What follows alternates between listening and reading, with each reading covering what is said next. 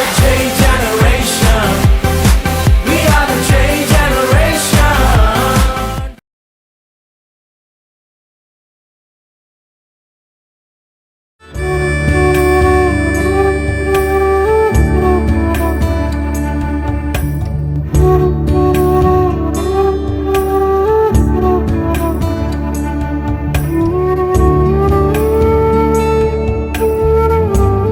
ஆண்டவராய் இயேசு கிறிஸ்துவின் நாமத்தினாலே உங்களை வாழ்த்துகிறேன். கர்த்தராய் இயேசு கிறிஸ்து தாமே உங்களை ஆசீர்வதிப்பாராக. நேற்றும் என்றும் என்றும் மாறாதிருக்கிற நம்முடைய தேவனாகிய கர்த்தர் உங்களை ஆசீர்வதிப்பதினால் நான் மகிழ்கிறேன். இது இயேசு உங்களை நேசிக்கிறார் ஊழியங்களின் சார்பிலே புளியங்குடி சுந்தர் இந்த தேவ வார்த்தையின் ஆராய்ச்சிக்காக உங்களை நான் கர்த்தருடைய நாமத்தினாலே வாழ்த்தி வரவேற்கிறேன். ஜெபம் செய்யலாமா? எங்களை அன்பாக நேசிக்கிற பரிசுத்தமுள்ள நல்ல தகப்பனே, ஆசீர்வதிக்கப்பட்ட அந்த அருமையான வேலைக்காக உங்களுடைய சமூகத்தில் வருகிறேன். நேற்றும் என்றும் மாறாதவராக இருந்து எங்களுடனே கர்த்தாவே ஸ்தோத்திரம் எங்களுக்கு கடங்களை பிடித்து நடத்தி வந்த கிருபைக்காக நன்றி ஸ்தோத்தரிக்கிற தகப்பனை. நாங்கள் எங்கள் வாழ்க்கையில் எத்தனையோ ஆண்டவரே பிரச்சனைகள், பாடுகள், துன்பங்கள், கஷ்டங்கள், கவலைகள், கண்ணீர்கள் இவைகள் எல்லாவற்றிலும் வந்திருந்தாலும் என் தேவனாகிய கர்த்தர் தாமே எங்களுக்கு நல்ல துணையாயிருந்து ஆண்டவரே எங்களை காத்து நடத்தி வந்த கிருபைக்காக நன்றி ஸ்தோத்தரிக்கிறேன். நீர் ஆண்டவரே ஸ்தோத்திரம் வேளையிலும் ஆண்டவரே இந்த அருமையான வேதவியல் ஆராய்ச்சிக்கு ஆண்டவரே எங்களை ஆண்டவரே ஒருமனப்பட்டவர்களாய் கூட செய்த கிருபைக்காக நன்றி ஸ்தோத்தரிக்கிறேன். நீர் தாமே இந்த வேதவியல் ஆராய்ச்சியை கர்த்தாவே ஆண்டவரே இந்த இயேசு உங்களை நேசிக்கிறார் ஊழியங்கள் சார்பிலே ஆண்டவரே உலகமெங்கும் கொண்டு சேர்க்கும் கிருபைக்காக நன்றி ஸ்தோத்தரிக்கிறேன். நீர் அவ்வாறே கொண்டு சேர்த்து ஆண்டவருடைய நம்ம நாமத்தை மகிமைப்படுத்தும்படியாய் உம்முடைய நாமத்தினாலே வேண்டிக்கொள்கிறேன் பிதாவே, ஆமென். அருமையான தேவனுடைய மனுஷர்களே, தெய்வ பிள்ளைகளே, தேவனுடைய பரிசுத்தவான்களே, இன்றைக்கி நம்ம இந்த உலகத்தில் நம்ம நினைக்கிறோம் நான் நல்லா வாழ்கிறோம், நன்றாக இருக்கிறோம் என்று நினைக்கிறோம். ஆம், நன்றாக வாழ்கிறோம், நன்றாகவே இருக்கிறோம். அருமையான தேவனுடைய ஜனங்களே, நம்மளோட வாழ்க்கை சீராக சென்று கொண்டிருக்கிறதாக நினைக்கிறோம். அது நம்முடைய எண்ணங்களின் வெளிப்பாடு. நம்முடைய எண்ணங்களின் வெளிப்பாட்டில் நமக்கு 3 வேளையும் உணவு கிடைக்கிறது, நல்ல உண்ணும் உணவு கிடைக்கிறது, அதற்கப்புறமாக இருக்க இடம் கிடைக்கிறது, ஓய்வு எடுக்க ஒரு ஸ்தலம் இருக்கிறது என்று நினைக்கிறோம். இந்த பூமியோட வாழ்க்கையில் இதெல்லாம் கிடைச்சாலும் கர்த்தருடைய சமூகத்திலே நாம் அமர்ந்திருக்கும் அந்த வேலை தான் உண்மையான ஒரு நிம்மதியான நேரம். நாம் சில சமயம் நினைக்கிறோம் நம்முடைய உறவினர்களோட நான் பேசிகிட்டு இருக்கோம், மன மகிழ்ச்சியாக இருக்கிறோம். சில நேரங்களில் அவர்களிடத்தில் நம்மளுடைய இருதயத்தை ஒப்பு கொடுத்து நாம் என்ன செய்கிறோம், நம்முடைய காரியங்களெல்லாம் அவர்களிடத்தில் பேசுகிறோம், எந்த ஒளியும் மறைவும் இல்லாமல் பேசுகிறோம். இதுதான் உண்மையான காரியம் என்று நாம் நினைக்கிறோம். ஆனால் ஆண்டவராகிய தேவனுடைய சமூகத்திலே நாம் அமர்ந்திருந்து அவரோடு பேசுகிறது நேரத்தை தவிர மற்ற நேரங்களெல்லாம் நமக்கு இன்பமானவைகள் அல்ல என்று தெரிந்து கொள்ளுங்கள். அருமையான தேவனுடைய சின்னமே, உங்களுடைய இருதயத்தை தேவனுடைய சமூகத்தில் நீங்கள் ஊற்றினால் எவ்வளோ இன்பமாக இருப்பீர்கள், எவ்வளோ மகிழ்ச்சியாக இருப்பீர்கள். உங்கள் வாழ்க்கையை நீங்கள் இந்த பூமியிலே சிறப்பாக கொண்டு செல்லுவீர்கள் என்ற ஒரு விசுவாசத்தை நாம் வளர்த்து கொள்ள வேண்டும். அருமையான தேவனுடைய ஜனங்களே, அதேபோல் நாம் பண்ணுகிற பிரயாணங்கள் மிக மகிழ்ச்சியாக இருக்குன்னு நினைக்கிறோம். பிரயாணங்களெல்லாம் மகிழ்ச்சியானவைகள் தான். ஆனால் கர்த்தருடைய ஆலயத்துக்கு நாம் செல்லுகிற அந்த பிரயாணம் இருக்குது, அதுவே மிக சிறந்த பிரயாணம். எல்லா பிரயாணங்களிலும் மகிழ்ச்சி உண்டு. தேவனுடைய பிரயாணத்தில், தேவனுடைய சபைக்கு செல்லுகிற அந்த பிரயாணத்தில் தான் மன நிம்மதியும் சந்தோஷமும் பரிசுத்தமும் நீதியும் உண்டு. அல்லேலூயா. அருமையான தேவனுடைய ஜனங்களே, இன்னைக்கு சபைக்கு செல்லுகிற தேவ ஜனங்கள் தங்களுடைய எண்ணங்களை எப்படி வைத்திருக்கிறார்கள் என்பதை குறித்து நாம் ஆராயவிருக்கிறோம். சபைகளுக்கு செல்லுகிற தேவ ஜனங்கள் அந்த சபைக்கு நாளைக்கு நம்முடைய சபை ஏதோ ஒரு கூட்டம் ஆரம்பிக்கணும்னு வச்சுக்கோங்களேன். ஒரு சண்டே சர்வீஸஸாக இருக்கலாம், ஒரு பாஸ்டிங் ப்ரேயராக இருக்கலாம், இல்லை ஒரு கன்வென்ஷன் மீட்டிங்காக இருக்கலாம், அல்லது உபவாச கூடுகையாக இருக்கலாம், அல்லது முழு இரவு ஜெபமாக இருக்கலாம். இவை எல்லாமே இருந்தாலும் அந்த சபையில் நம்ம சபைக்கு கிளம்புகிற நேரத்திற்கு கரெக்டாக 12 மணி நேரத்துக்கு முன்னாடி பார்த்திங்கன்னா நமக்கு என்ன செய்யும்னா நம்முடைய என்ன போராட்டங்கள் உண்டாக ஆரம்பிச்சிடும். நம்முடைய மனதிலே நம்மளை அறியாமலே சஞ்சலங்கள் உருவாக ஆரம்பிச்சிடும். நம்முடைய இருதயத்தின் நினைவுகளெல்லாம் என்ன செய்யும், அப்போ தான் என்ன செய்யும், வேறுபட்ட நிலையிலே காணப்படும். வேறுபட்ட நிலையில் காணப்படும் பொழுது அந்த இடத்துல நாம் ஜெபிக்காமல் விட்டு விட்டோமானால் பிசாசானவன் அதை பார்த்து விட்டு நமக்குள்ளே ஒரு மன போராட்டத்தை உண்டு பண்ணுவதோடு மாத்திரமல்ல, நம்மை சுற்றி இருப்பவர்களோட நம்முடைய ரிலேஷன்ஷிப்பும் அந்த இடத்துல முறியடிக்கக்கூடிய ஒரு காரியத்தை நாம் பார்க்கிறோம். கர்த்தருடைய ஜனங்களே, நீங்கள் நான் எல்லாரும் சேர்ந்தான் ஆலயத்துக்கு கிளம்ப வேண்டுமென்றால் பல்வேறு போராட்டங்கள், பல்வேறு இடையூறுகள், பல்வேறு கஷ்டங்கள், பல்வேறு கவலைகள் நம்மை சூழ்ந்து கொள்ள என்ன செய்கிறது, நம்மை சுற்றி காணப்படுகிற சத்ருவானவன் நம்ம என்ன செய்கிறான், அவன் அப்படியே கோமா பார்க்குறான்னு சொல்லப்பட்டிருக்கு. எப்படி பார்க்குறது பாருங்க. மீகா எழுதின புஸ்தகம், மீகா தீர்க்கதரிசி எழுதிய புஸ்தகம் 4ஆம் அதிகாரம் 11ஆவது வசனம். அதில் தெளிவாக சொல்லப்பட்டிருக்கு, சீயோன் தீட்டுப்படுவாளாக, எங்கள் கண் அவளை காண்பதாக என்று சொல்லி அநேக ஜாதியார் உனக்கு விரோதமாய் கூடியிருக்கிறார்கள் என்று தெளிவாக சொல்லப்படுகிறது. சீயோன் தீட்டுப்படுவாளாக. சீயோனிலிருந்து வேதம் வந்தது. சீயோனில் வேதத்தை தான் நாம் படிக்கிறோம்.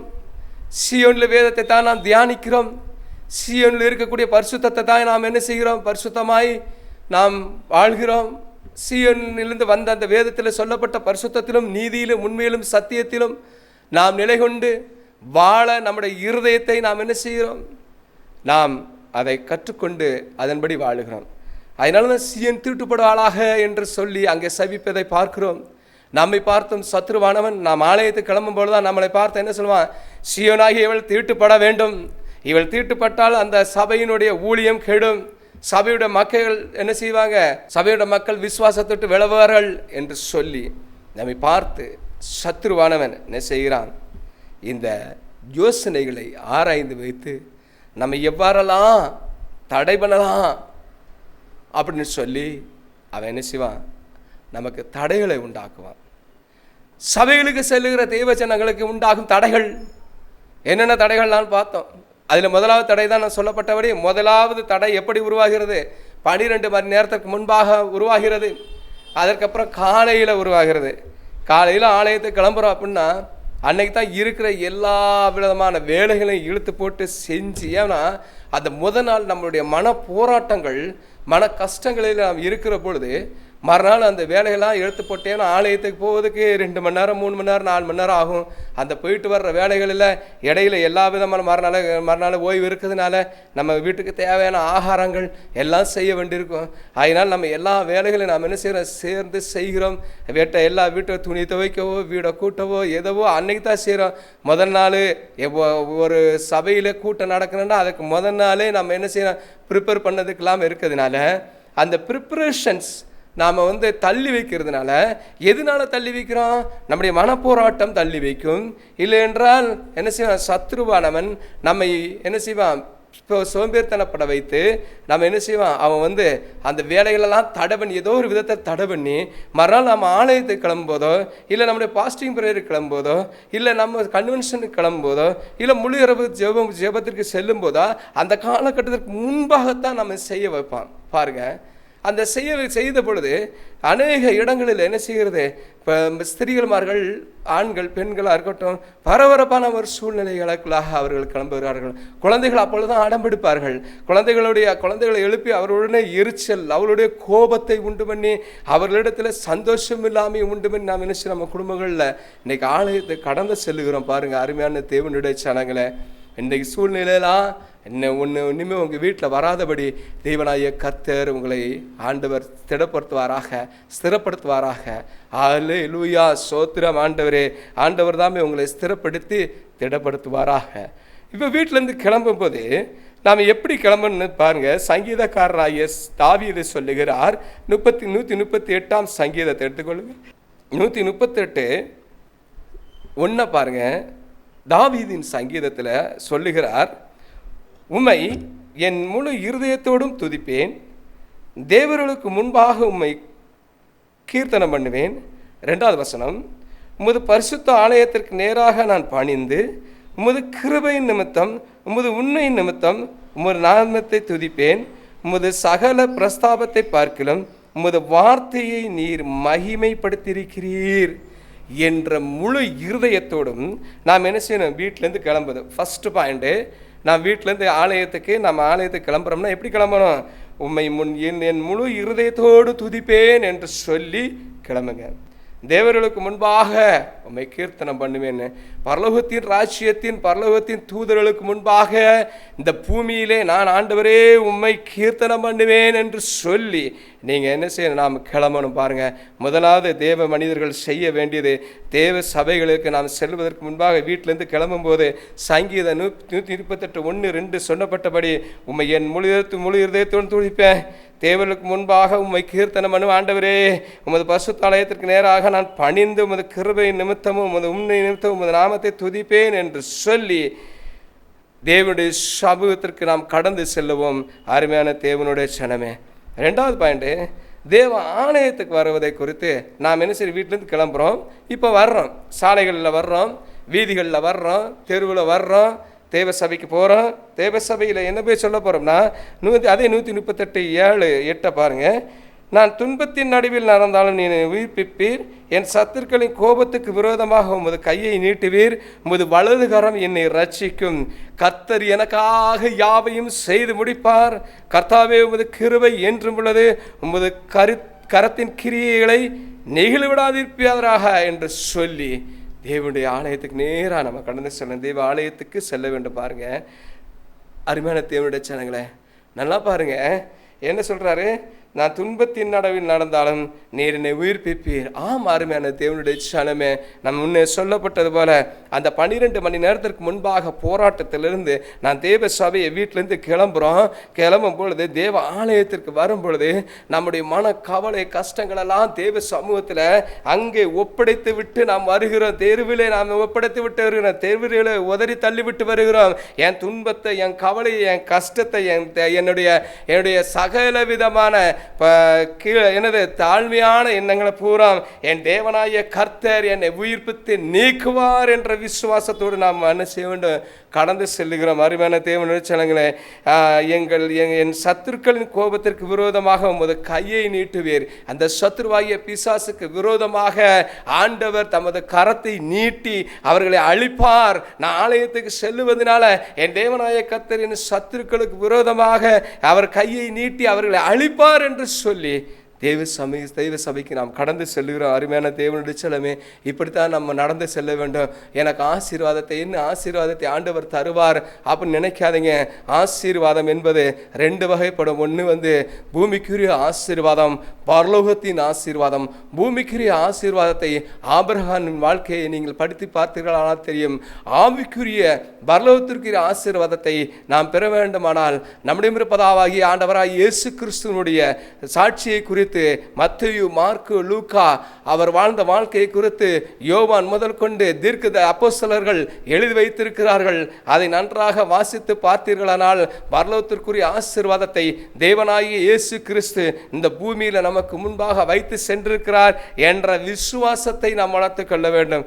அதை விடுத்துவிட்டு எனக்கு வீடு தரல, காடு தரல, வயல் தரல, நிலம் தரல, பொருள் தரல, பொண்ணு தரல, ஐயோ நல்ல மணமகன் கிடைக்கவில்லை, நல்ல மணமகள் கிடைக்கவில்லையே என்று ஏங்கி புலம்பி தவிப்பதை விட தேவன் தருகிற ஆசீர்வாதத்தை பெற்றுக்கொள்ளும் மனநிறைவை நாம் வளர்த்து கொள்வதற்காகத்தான் தேவாலயத்துக்கு செல்லுகிறோம். அருமையான தேவனுடைய ஜனங்களே, அப்புறம் பாருங்க, இப்போ நாம் வீட்டிலேருந்து முதல் நாள் பிரச்சனைக்குள்ளே இருக்கிறோம். ரெண்டாவது அந்த பிரச்சனைகளை உதறி தள்ளிவிட்டு வீட்டிலேருந்து கிளம்புறோம். மூன்றாவது தேவ ஆலயத்திற்கு நம்ம சாலைகளிலையும் பொது இடங்களிலும் நாம் செல்லுகிறோம். அதுக்கடுத்து நாம் தேவாலயத்துக்குள்ளே போகிறோம். தேவாலயத்துக்குள்ளே போய் அமர்ந்திருக்கிறோம். அங்கே இருக்கும்போது நமக்கு இன்னும் பிரச்சனைகள் ஆரம்பிக்கும், புது புது பிரச்சனைகள் ஆரம்பிக்கும். எப்படின்னா நம்முடைய மன போராட்டங்கள் என்ன செய்கிறது, அங்கே நம்ம முழுமையாக விட்டு விடாததுனால, எங்கள் வீட்டிலேருந்து கிளம்பும் போதோ தேவாலயத்துக்கு சாலைகளில் வரும்போது விட்டு விடாததுனால அந்த மன குழப்பங்கள் எங்கே இருக்கிறது, அந்த தேவ ஆலயத்துக்குள்ளே இருக்கும்போது நமக்கு என்ன செய்யுதுன்னா அந்த போராட்டங்கள் மேலும் மேலும் மேலும் நம்மளோடு போராடிக்கிட்டே இருக்கு. இதை குறித்து தான் பிரசங்கி 2ஆம் அதிகாரத்தில் 3வது வசனத்தில் சொல்லுகிறார் பாருங்க. பிரசங்கி 2ஆம் அதிகாரம் 3வது வசனத்தில் அழகா சொல்லுகிறார். பிரசங்கி என்ன சொல்றாரு பாருங்க. பிரசங்கி 2ஆம் அதிகாரம் 3ஆம் வசனத்தில் என்ன சொல்றாரு பாருங்க. அந்த பாதியிலிருந்து வாசிக்கிறேன் பாருங்க. என் இருதயத்தை ஞானத்தால் தேற்றி கொண்டிருக்கும் போது, இருதயத்தை நாம் எங்கே தேவ ஆலயத்தில் இருக்கும் பொழுது நாம் ஞானத்தால் தேற்றி கொண்டிருக்கிறோம் என்று சொல்லுகிறார். அருமையான தேவனுடைய ஜனங்களே, நாம் தேவாலயத்துக்கு ஏன் செல்லுகிறோம் சொல்லி அநேகருக்கு தெரியாது, எதற்காக செல்லுகிறோம் என்று தெரியாது. ஆனால் ஆண்டவராகிய தேவன் சொல்லுகிறார், நீங்கள் ஆலயத்துக்கு வர்றதுனால ஞானம் என்ன செய்கிறது, ஞானம் அறிவானது, ஞானம் புத்தி அறிவானது என்ன செய்கிறதுனா தேறுகிறதுன்னா என்ன, வளர்ச்சி அடைகிறது. அவருடைய வசனத்தினாலும் வார்த்தையினாலும் சத்தியத்தினாலும் நீதியினாலும் என்ன செய்கிறதுனா நம்முடைய ஞானம் புத்தி அறிவு இவை எல்லாம் என்ன செய்கிறது தேறுகிறது. அங்கே நம்ம தேறுதலை நம்ம அந்த வளர்ச்சி அடைதலை நோக்காமல் நாம் எப்படி உட்கார்ந்துருக்கோம்னா, என் தேகத்தை மதுபானத்தால் சீராட்டி கொண்டிருக்கவும் மதீனத்தை பற்றி கொண்டிருக்கவும் என் உள்ளத்திலே வகை தேடினேன் என்று சொல்லுகிறார். மதுபானத்தால் இங்கே மதுபானம் என்பது உலகியல் சிற்றின்பங்களை பற்றி குறிக்கிறது. நாம் தேவாலயத்தில் இருக்கும்போது சில சமயம் நம்ம அறியாமலே என்ன செய்கிறோம், நாம் இந்த உலகத்தில் கடந்த கால நிகழ்வுகளில் இருக்கக்கூடிய அசுத்தமான எண்ணங்களில் நாம் இருப்பதை இங்கே சுட்டி காட்டுகிறது. அதனால் தேகத்தை மதுபானத்தால் என்ன செய்கிறது, சீராட்டி இருக்கிறோம். சில நேரங்களில் அருமையான தேவனுடைய இதை விட்டு விழுங்க என்ற ஆண்டவர் உங்களை சொல்கிறார். மதீனத்தை பற்றி கொண்டிருக்க அப்படிங்கிறார். என்ன மதீனம்? மதீனம் என்றால் என்ன? மதீனம்னா என்ன, நாம் என்ன பாஸ்டர் பிரசங்கம் பண்ணுறாரு, என்ன எப்போ பார்த்தாலும் பாட்டு, என்ன எப்போ பார்த்தாலும் துதி, எப்போ பார்த்தாலும் ஆராதனை, ஆலயத்துக்கு 3 மணி நேரம் எப்படி கடக்க போதுமோ, என்ன அந்த 3 மணி நேரம் எப்படி கடக்குமோ, ஐயோ எனக்கு ஒரே கஷ்டமாக இருக்கு அப்படி சொல்லி தேவாலயத்தில் அமர்ந்திருக்கக்கூடிய நிலையில் அந்த புறம்பான சிந்தனைக்கு பேர் தான் மதீனத்தை பற்றி கொண்டிருக்க நம்முடைய இருதயத்தை ஆண்டவர் என்ன செய்யலை, வச்சிருக்கவில்லை. நம்முடைய இருதயத்தை முழு மனதோடு முழு ஆத்மாவோடு தேவனை என்ன செய்யணும், பிடித்து கொள்வதற்காகவே நாம் தேவாலயத்துக்கு செல்கிறோம். அதைத்தான் சங்கீதம் 103 சொல்றாரு, என் ஆத்மாவே கர்த்தரை ஸ்தோத்திரி, என் முழுவதுமே அவருடைய பரிசுத்த நாமத்தை ஸ்தோத்திரி, என் ஆத்மாவே கர்த்தரை ஸ்தோத்திரி, கர்த்தர் செய்த சகல உபகாரங்களை மறவாதே என்று சொல்லி நினைவு கூறுதலை நமக்கு கூறுகிறார் தாவீது, சங்கீதக்காரராகிய தாவீது. அருமையான தேவனுடைய சனமே, இந்த மாதிரி நாம் என்ன செய்யணும், தேவாலயத்தில் இருக்கும்போது எப்படி இருக்க வேண்டும். அடுத்து 4வது ஜெபம் பண்ணுங்க. ஒருத்தர் ஜெபம் பண்ணுங்க அப்படின்னா, ஒரு காரியத்தை குறித்து ஜெபம் பண்ணுங்கன்னா, அவங்களுடைய வீட்டு, அவங்க சொந்த வாழ்க்கை, அவங்க வீட்டு வாழ்க்கை, அவங்க குடும்ப வாழ்க்கை, அவங்க சமுதாய வாழ்க்கை, அவங்க ஊரினுடைய நிலைமை, அவங்களுடைய கிராமப்புறத்தின் நிலைமை, அவங்களுடைய நகராட்சியின் நிலைமை, ஊராட்சி ஒன்றியத்தின் நிலைமை, அவங்க மாநிலத்தின் நிலைமை, மாவட்டத்தின் நிலைமை, மாநில நிலைமை, அப்படியே போய் உலகமெல்லாம் சுற்றி செபிக்காங்க. அப்படி செபிக்கூடாது. தேவாலயத்தில் எந்த காரியத்திற்காக நாம் ஜெபிக்க வேண்டுமோ அந்த காரியத்திற்கு மாத்திரம்தான் நாம் ஜெபிக்க வேண்டும். அதனையும் சுருக்கமாக ஜெபிக்கணும். தேவனே, இந்த காரியத்தை குறித்து உங்களுடைய கருத்தில் நாங்கள் ஒப்பு கொடுக்கிறோம், நீர் எங்களுக்கு இவைகளை குறித்து ஆண்டவரே கரிசனை செய்ய வேண்டும் என்று, நீர் கிருபையாக இறங்க வேண்டும் என்று தான் ஜெபிக்கணும் இல்லையா. அதை விட்டுட்டு எல்லா காரியங்களும் இழுத்து போட்டு புரட்டுத்தனமாக செபித்தல் நான் அதிகமாக செபிக்கிறேன் ஜெப வீரர் என்று மற்றவர்களுக்கு முன்பாக காண்பிக்க வேண்டும் என்று செபித்தல் தேவனுக்கு பிரியமில்லாத காரியம். அதை குறித்து பார்ப்போமானால் நிறைய எடுத்துக்காட்டுகள் இருக்குது. இருந்தாலும் தேவனாகிய கர்த்தரே சொல்லியிருக்கிறார், தேவாலயங்களில் உன் ஜெபம் சுருக்கமாக இருக்க வேண்டும் என்று. ஏனால் தேவன் அங்கே வாசம் செய்கிறார். அவருக்கு தெரியும் உங்களுடைய வேண்டுதல் என்னவென்று. அவர் கிருபையாய் இறங்குவார். ஹல்லேலூயா, ஹல்லேலூயா. அடுத்து பாருங்க, துதி ஆராதனையில் என்ன செய்வாங்க தெரியுமா? துதி ஆராதனையில் உற்சாகம் இல்லாமல் இருக்கிறார்கள். உற்சாகம் எங்கே படுகிறாங்க தெரியுமா?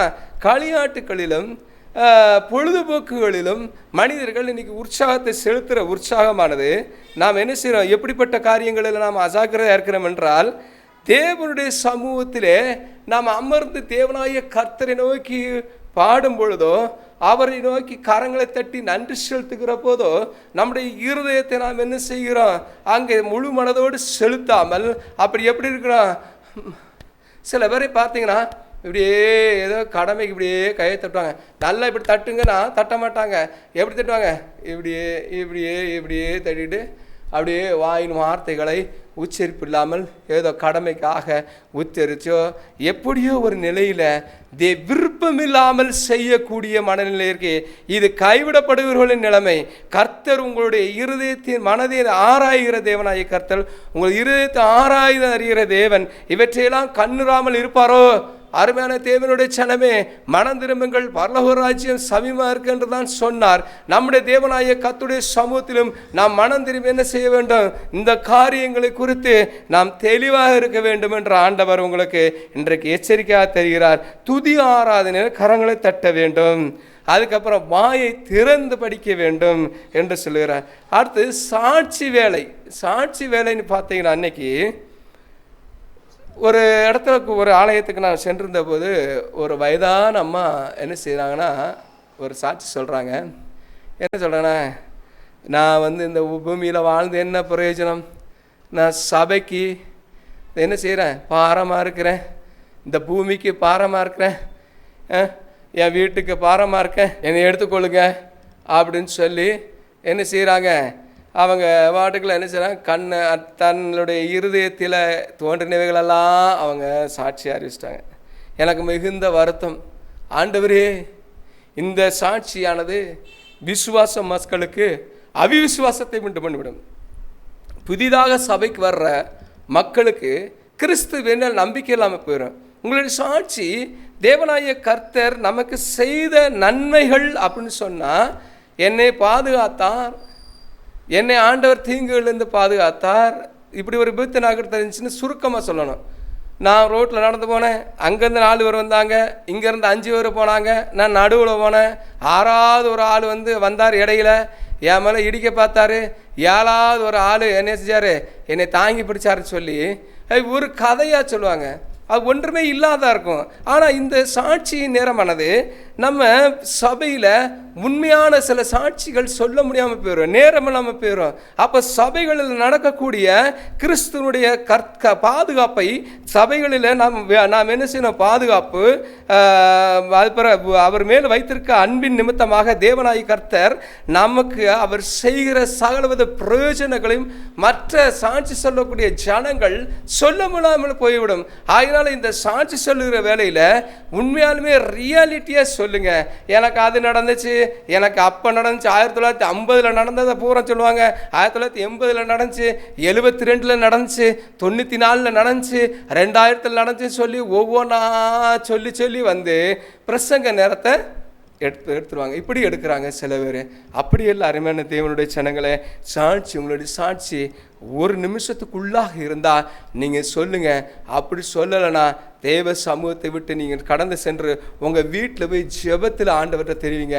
நேர் எனக்கு 80 செஞ்சீர், 90 செஞ்சீர், 2000 செஞ்சீர், 2020 10 செஞ்சீர் அப்படின்னு ஆண்டவர்கிட்ட நன்றி செலுத்தி அதற்கு துதியை செலுத்துங்க. கர்த்தர் உங்கள் மேல் பிரியமாக இருப்பார். ஆண்டவராகிய தேவன் உங்களை ஆசீர்வதிப்பாராக. அதுக்கு அடுத்தபடியாக காணிக்க பகுதி. இன்றைக்கி அநேக கிறிஸ்துவை அறிந்த பிள்ளைகள் காணிக்கைய மேம்போக்காய் போடுகிறார்கள். தன் நிறைவாக இருக்கும் பொழுதோ குறைவாக இருக்கும் பொழுதோ என்ன செய்யக்கூடாது?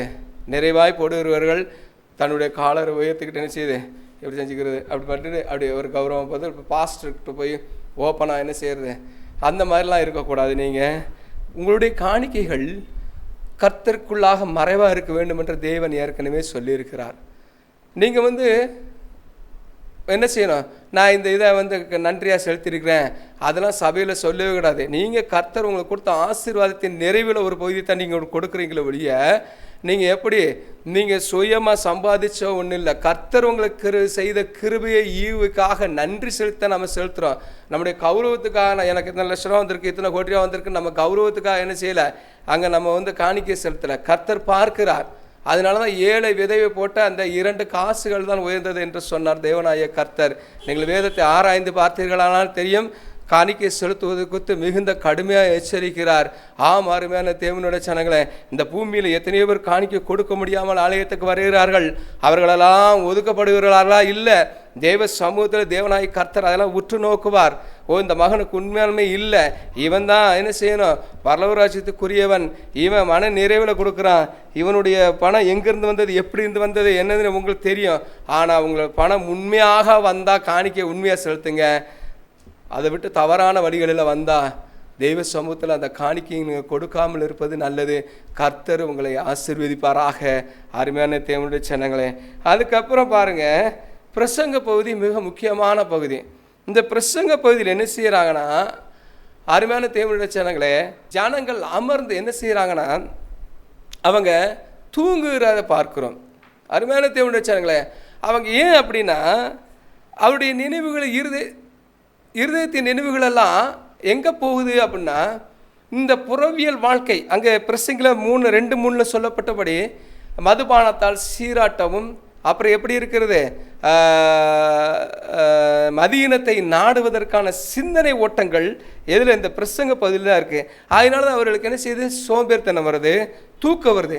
இந்த சோம்பேறித்தனமும் தூக்கமும் ஒரு சிறந்த ஊழியக்காரர்களுடைய ஒரு பிரசங்கம் சில நேரங்களில் அபரிமிதமான வளர்ச்சியை நம்ம கொடுக்கக்கூடிய வார்த்தைகளை நாம் கேட்க முடியாமல் போய்விடும். நம்முடைய வாழ்க்கை வளர்ச்சியின் வீதத்தை வளர்த்து கொள்ள முடியாமல் போயிடும். அதனால தான் தேவனுடைய ஜனங்களே, உங்கள் இருதயத்தை முழு மனதோடும் முழு ஆத்துமாவோடும் தேவனுடைய சமூகத்தில் ஊற்றி அமர்ந்தீங்கன்னா உங்களுக்கு தூக்கம் வராது. தூக்கம் வந்தீங்கன்னா எஞ்சி போய் முகத்தை கழுவிட்டுவாங்க. அதனால ஆண்டவர் உங்களை கோவிக்க போகிறதில்ல. தூக்கம் வந்துச்சுன்னா நீங்கள் என்ன செய்யலாம், கொஞ்சம் அப்படியே வெளியே உலாவிட்டு வரலாம். அதற்காக தேவ சமூகத்தில் இருந்த இடத்துல இருக்கிறோம்னா அதெல்லாம் ஒன்றும் என்ன செய்யலை. ஆண்டவர் தூங்கி தான் நீங்கள் விசுவாசத்தை இழக்கணும், தூங்கி தான் அந்த வார்த்தைகளை சத்தியத்தை நீங்கள் இழக்கணும்னு சொல்லி ஆண்டவர் என்ன செய்யலை, உங்களை விரும்பலை. அதனால தூங்காதீங்க. பெரும்பாலும் தேவ சபைகளில் தூங்காதீங்க. உங்களுடைய வாழ்க்கை பயணத்திற்கான வெற்றி ஓட்டங்கள் அங்கே தடவிடுவதற்கான அனைத்து விதமான சாத்தியக்கூறுகளும் அங்கே இருக்கிறது. அருமையான தேவனுடைய ஜனங்களே, தூங்காதீங்க தேவ சபையில். அப்புறம் பாருங்கள், சபை விட்டு கிளம்புறோம், எல்லாம் முடிஞ்சு சபை விட்டு கிளம்புறோம்.